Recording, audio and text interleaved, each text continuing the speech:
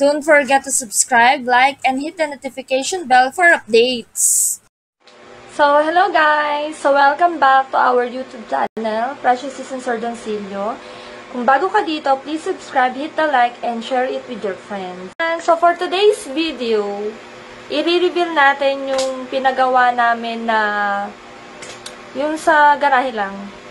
Okay, yung nagpabakod lang kami. Actually, ang tagal na nito. Ngayon lang ako nakapag-vlog uli. Sobrang busy. Grabe, inabot parang December 2022. Anong petsa na? July 2024. Ganun ako. Ganun katagal. So, ayan, i-reveal ko lang yung papakita ko na lang yung paggawa. Ayan. Tapos, i-share ko na lang din kung magkano yung overall na nagastos namin. Pero super nakatipid kami. So, ang technique na ginamit namin dito, kami yung nag-provide ng bumili ng mga materyales and then naghanap lang kami ng gagawa.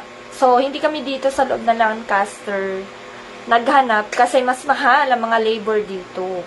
So, mas nakatipid kami kasi yung labor, nagkaroon lang kami ng kontrata ng 2 weeks. Within 2 weeks, matatapos nila. Yung harapan lang naman unit. Yung sa garahe, iba yung gumawa ng bubong. Yung sa bubong, yung tito ko. Mas mura yun. Okay? Pero yung sa bakod namin, overall, saka sige, sama na natin yung bubong. Siguro parang kulang 150,000 din kami. Pero maraming mga materyales na natira, especially yung paint. Saka yung pang yung pang waterproof, nakatira kami. Ginamit pa namin sa slab. Tapos, nakabili pa kami doon yung sa bubong kasi namin, ang materialis namin doon na presyo is 20,000 lang. Bali, 25 kasi bumili kami yung portable na welding machine na sa 5,000. At least, diba, after nagamit pa namin. And then, yung tito ko yung gumawa, nagbigay lang kami ng 5,000. Kung sa iba, naniningil sila ng 15 to 20,000. Sa bubong lang yun, ha. And then, dito sa garahe, yung labor for 2 weeks, parang nasa 42,000 lang yung labor compared sa iba na times 2 yung presyo. And then, yung, let's say, sa mga materyales, nakagastos din kami ng mga 80. Ayan, mga 80. Pero, ang dami ng sobra. Saka, hindi tinipid yung mga materyales. Good thing kasi kapag magpapagawa ka, dapat babantayan mo talaga para just in case na nakita mong may mali dun sa ginagawa na hindi nasunod dun sa plano mo, masasabi mo agad dun sa gumagawa. In fairness naman dun sa mga gumawa sa amin, ang bibilis talaga nila. Saka nakita ko naman na maayos. Kasi yung asawa ko nasa work nun, minomonitor lang din niya ako yung gumagawa din sa CCTV. Kasi nga, syempre, ako, alam ko yung pero yung the way, hindi ko naman ganun kaalam din talaga. Basta masunod lang dun sa plano yung gusto ko. Sa kanyang asawa ko. Ayan, so, overall, happy naman kami dun sa Naka-finishing siya dito of course, dito sa loob. And then sa likod, pina-finishing ko din. Masarap nga lang yung sa likod. And then, yung naka-waterproof yun. Okay, boysen ang ginamit namin. Baka naman, boysen. So, ayan, re-reveal na natin. Kasi baka, sipagi na naman ako. Baka sa 2025 ko pa ito ma-upload. Ayan. So, hopefully, by next natin na vlog ay yung sa gate na. Okay? Medyo marami tayong expenses, kaya hindi pa namin na yung sa gate kasi meron akong plano para sa busy. Inaalis ang what do you call this? Yung ginawa naming temporary na bubong. May lab! May lab! Tingin ka dito!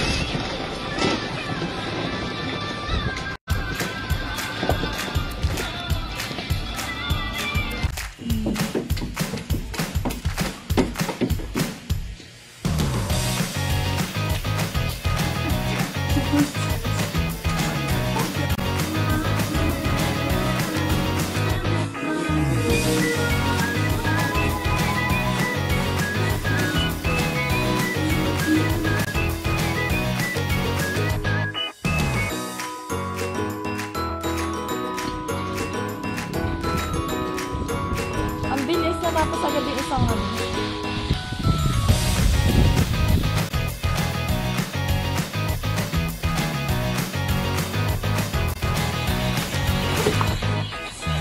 Lakas ng hangin.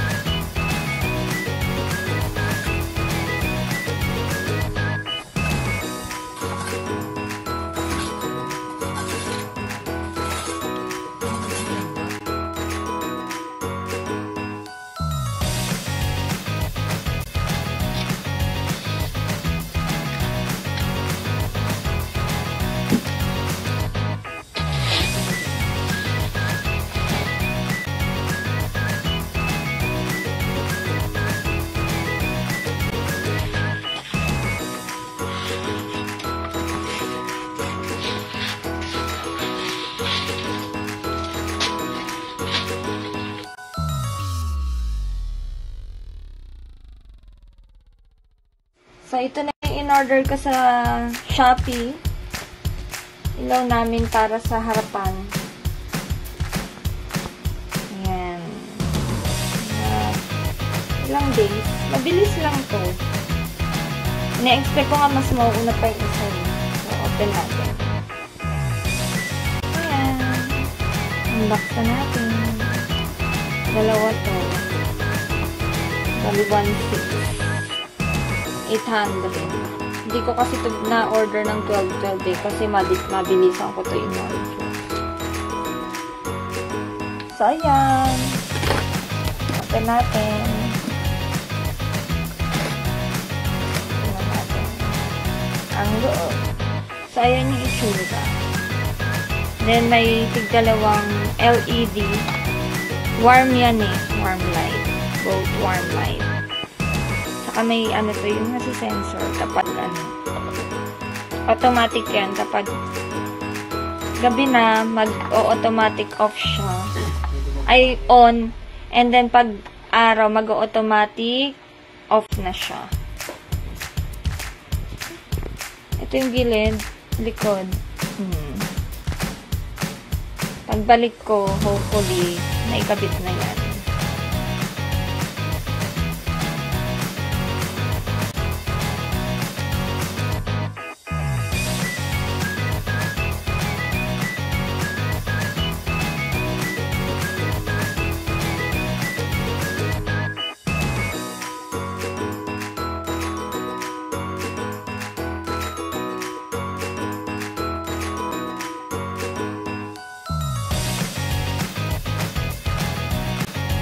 So, ayan, na-reveal na natin ang ating garahe. Ayan, so hopefully nagustuhan nyo. Meron tayong mga pailaw-ilaw dyan sa garahe. So, more on sa Shopee ko lang yung nabili. Yung dalawang ilaw na yon, if I'm not mistaken, dito sa loob, mas mura yun, pero mas bet ko siya. Masyala siya kapag gabi. Kita mo meron sa baba, saka sa taas. Mas mura yun. Tapos yung sa labas, parang 800. Nakasale kasi nung nabili ko, 800 yata. Tapos may ilaw na din nakasama. Pero bumili ako ng ilaw kasi yung isang side, siguro sa pagkabit na, medyo parang napundi. Hindi ko alam kung tama ba yung pag-install. Pero so far, okay naman. So, ayun. Pag gusto niyo ng pailaw ko, just comment down below para pwede ko maibigay yung Shopee link na in-order. So, ayun lang. Hope nag-enjoy kayo sa ating short vlog for today's video. Thank you for watching.